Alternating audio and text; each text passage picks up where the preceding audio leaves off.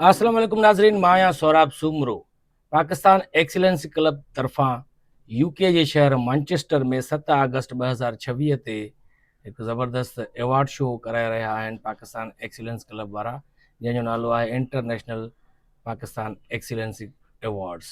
सो इन में केतिरियूं शख़्सियतूं जेके उते पाकिस्तान में रहनि थियूं, जेके कारोबारी शख़्सियतूं आहिनि, उन्हनि खे अवॉर्ड्स ॾिना वेंदा। त उन जी ऑर्गेनाइज़िंग कमेटी में आहे मुजीब भुट्टो साहब, जेके असां प्यार में जिम भुट्टो साहब बि चवंदा आहियूं।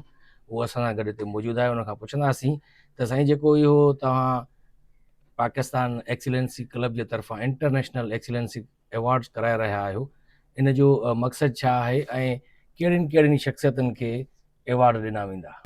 अस्सलाम वालेकुम सौराब भाउ, वॾी महिरबानी तव्हांजी, तव्हां असांखे अॼु टाइम ॾिनो। जी सौराब भाउ, असां इहो एक्सीलेंस अवॉर्ड्स हिते यूके में कराए रहिया आहियूं। पाकिस्तान में त थींदा ई हुआ, कराची में ही असांजो हमीद साहब कराईंदो। असां सोचियोसीं त ही हिते यूके में बि थियणु खपनि, ऐं यूके में असांजो टीम आहे नंढड़ी। शहज़ाद भाई आहे असांजो, कराची में MP हुयो डिफेंस मां। महबूब भाई आहे असांजो।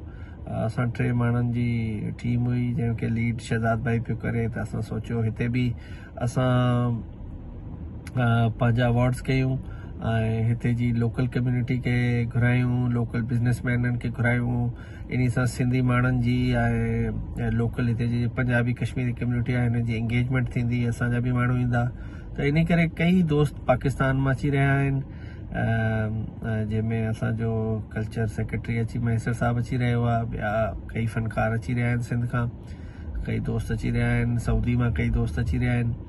त इन सां गॾु हिते यूके में तव्हां पुछो त लॉर्ड मेयर पियो अचे, लॉर्ड मेयर रॉचडेल पियो अचे, कई मेंबर पार्लियामेंट पिया अचनि, साबिक़ा और हाज़िर, ऐं कसीर तादाद आहे माण्हुनि जी, वॾे बिज़नेसमैननि जी, जेके हिते असां सां गॾु शरीक थींदा, जिन्हनि खे असां उन्हनि जे अचीवमेंट्स जा अवॉर्ड ॾींदासीं। ऐं असां कोशिशि कई आहे त असां जेके बि असां पाकिस्तान जा दोस्त अचनि पिया या जेके आया आहिनि, उन्हनि में असां कंहिंखां बि को पैसा न वरिता आहिनि, न असां कंहिंखां पैसा घुरिया आहिनि कंहिं बि शइ जे लाइ।